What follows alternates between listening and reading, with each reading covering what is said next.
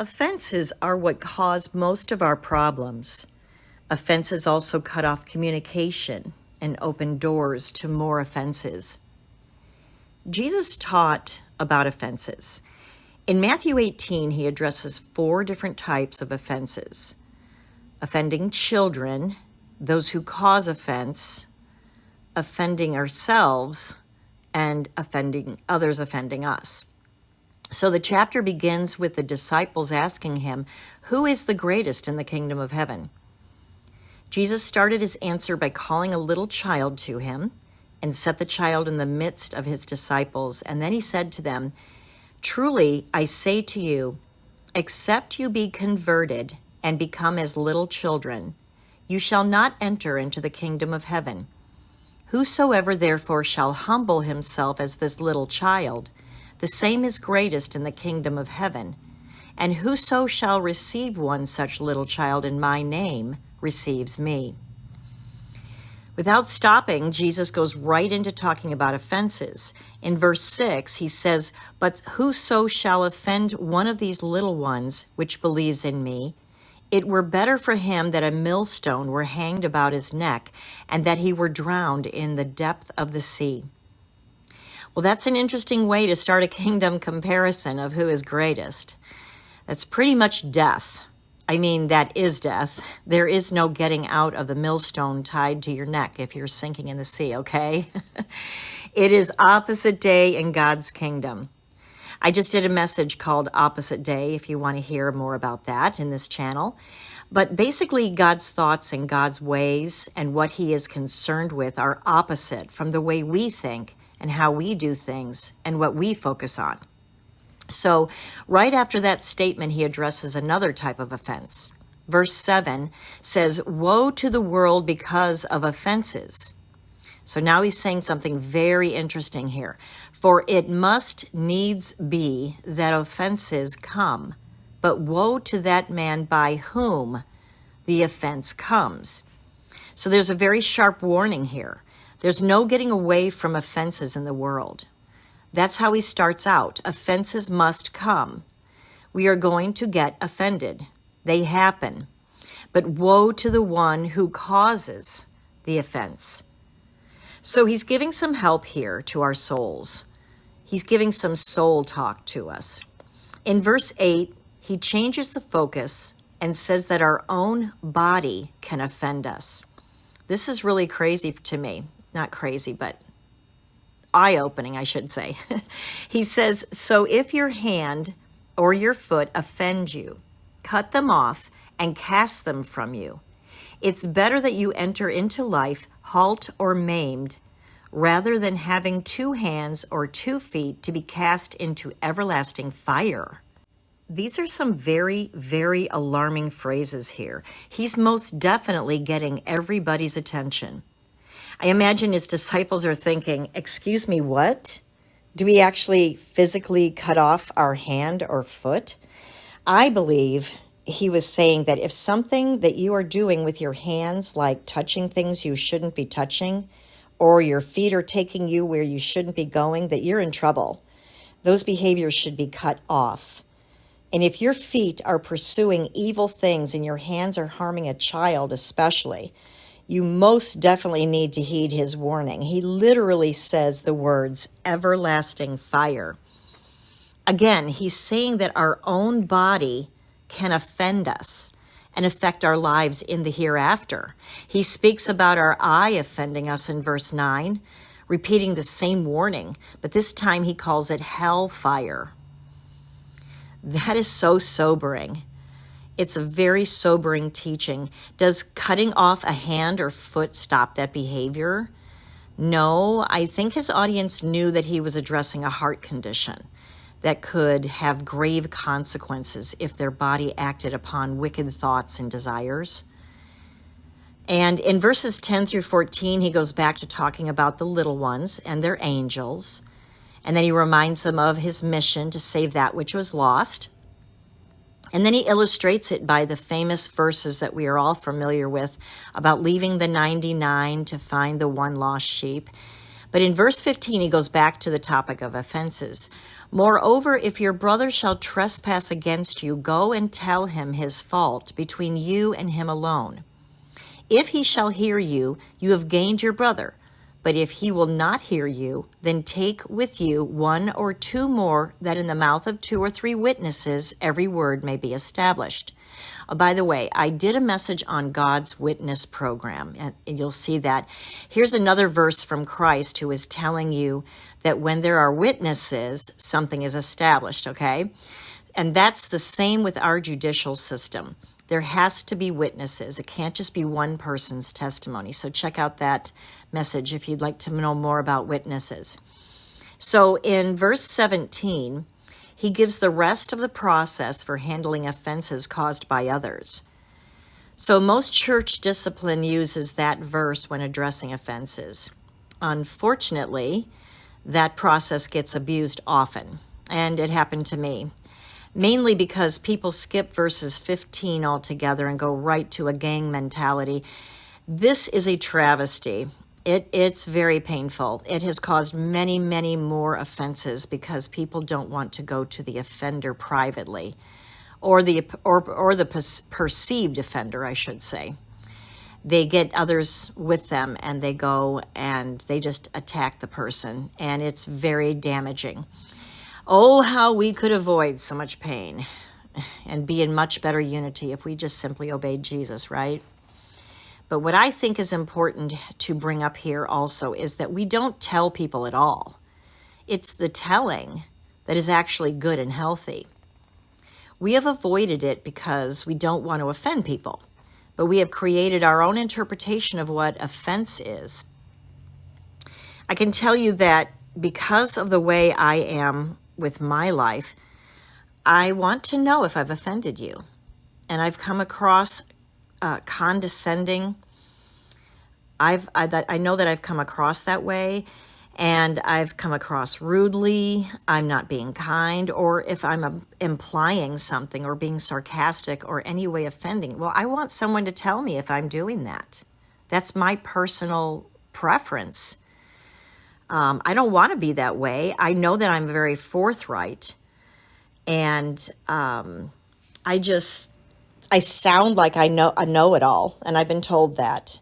And obviously this channel, if you've listened to any of my messages, you know that that's the tone that I use, because I am kind of tend towards being a teacher. I don't like to call myself that, but that's what I sound like when I'm talking like this. So some people get offended by that. And I was looking at this the other day and I was thinking, we don't tell people. We don't even bring it up. In fact, we get into flattery and fakery because we know we can't just leave that person. Maybe that person's in our family, or maybe they're a close friend with a bunch of other friends and we can't really leave the group, or we know we're not going to be away from them. We're going to see them again, right? Or it's in the church, or it's a pastor, or somebody we can't just tell, just approach. And we wouldn't tell them that they offended us or trespassed against us.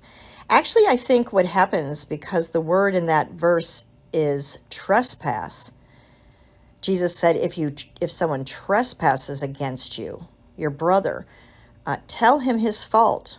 But that word means sin. So Jesus isn't just saying, hey, go confront everyone who says things you don't like. We have to be careful with that. There's a balance. I'm a very forthright person, as I said. And so I know that my tone can sound like that. I pronounce my words firmly and come across strong, like I said. So anyway, I've offended people, and I've been told these things. A lot of people are very sensitive, I have found, though. Sometimes with sensitive people, we have to change the way we talk to them. And even when we do, they can still be offended. There's no way you can get around that. And some people look for something to be offended over. They need that. So there's nothing you can do to keep them from being offended. It's a trap, and you'll fall into it every time just by saying hello sometimes. It's kind of crazy. But that's what they need, and they thrive on it. So those kind of people you can kind of identify if you see that pattern. More likely than not, those who get offended by you are those who are so traumatized from their past. So this is a different category of people. People who are severely traumatized, and I was one of them. Everything they hear is turned inward and added to their damaged self-perception. So unless you know that they are severely damaged from trauma, you will not know when they're offended. They'll take it in, they'll beat themselves up. There's nothing you can do about that either, but try to see how they respond and maybe even just back off and give them some space. Even if they never tell you, it's probably not a sin. It's, in that case, that is in them. You can pray for them. But still, we want to be very sensitive. So, because everything hurts them. You could be sharing something very calmly and they feel like they're being yelled at. I've had people tell me I'm yelling at them when I was just using the tone I'm speaking in now. They would say, "You're yelling." And I'm like, "I've never raised my voice. Maybe you're uncomfortable with what I'm saying. I can stop if that will make you feel better." That's how I basically handle it. And then I'll change the subject or just get off of what I was saying. Because I've been through severe trauma myself, I too have done that, where I've felt like I've been yelled at or lectured. The point I'm trying to make here is, if you're talking to someone who's very traumatized from their past, then obviously you do need to be more gentle and cognizant of what they've been through without giving in to the quicksand of their past stories, because you could easily drown in someone's stories. I have drowned people in my stories from my past because it was my identity. It was all I understood. I was separate from the cross in my mind, and I wasn't forgivable, or, it wasn't even just that I wasn't forgivable. That was part of it, but it was like I couldn't be saved. I just had I had been convinced from the trauma and all the patterns of the way that people around me were treating me. But it was also the way I was perceiving it. And thankfully I was delivered of depression and all of that this year. So praise God. And if you're getting around those kinds of people, yes, you have to be cautious and you need to be aware of that so you don't offend them. It's better to say nothing and just to listen to them if you're around those kinds of people. Just try not to even anticipate anything or try to help them. That's what I do. When I try to help people, I start giving advice. Then it's taken wrong, and then it goes down the wrong path. So I'm finally figuring out my own pattern and stopping that. And that's one of the reasons why I started this channel. I'm talking to people like a one-on-one conversation, like you and I are having this one conversation. I don't say my name. I don't say anybody else's name. I can just anonymously give these messages out of my heart. It can just flow out. So I have an outlet for all that's in me to help people. And if the Lord brings them to this particular video to watch, or I should say listen to this message, and then maybe it helps them and they don't feel like they're being lectured by a friend or lectured by like a know-it-all. So hopefully that's what's coming across. And I hope that does bless many people who listen. And so they don't feel like they're offended. And so we can be aware of that. And then if people ask, then you can gently give to them what God puts on your heart. So those are some ideas on how to handle offenses. But if you're just talking to people who are your good, solid friends, and they're decent people who have very strong identity in Christ, you can say, "Hey, you know what? You sinned against me when you did this or said this, and I'm coming to you privately because that's what Jesus says to do, and I wanted you to know because I know you well enough to know that you would want me to tell you if you have offended me." And I've told that to people. Please, when I've gotten close to people, I've said, "Hey, I want to know. If you're offended, please don't hold on to it. Don't let the sun go down on that. Let's get this dealt with right away." And so I'm going to obey Jesus, and I'm going to tell you what you did. And if they listen, you've won your brother. But if they don't, you do need to follow through on the process that Jesus put forth in Matthew 18 that follows the rest of those verses. Again, the offense has to be a sin. That's the other piece that we have to understand. Sin is the breaking of God's law, that says in 1 John 3:4.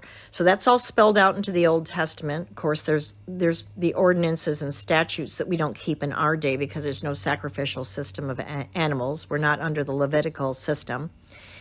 And so we follow the law of Christ, which is the law of love, loving our neighbor as ourselves and honoring our mother and father, the 10 Commandments. And those laws keep order in our life. Okay, they keep peace among us, and the fear of the Lord is there when we obey the Lord's law. So I'm going to continue this in another message as a part 2 because it's getting kind of long. I hope that is enough to get you started on understanding offenses. And if you want to tune in for part 2, I'll talk to you then. Love you.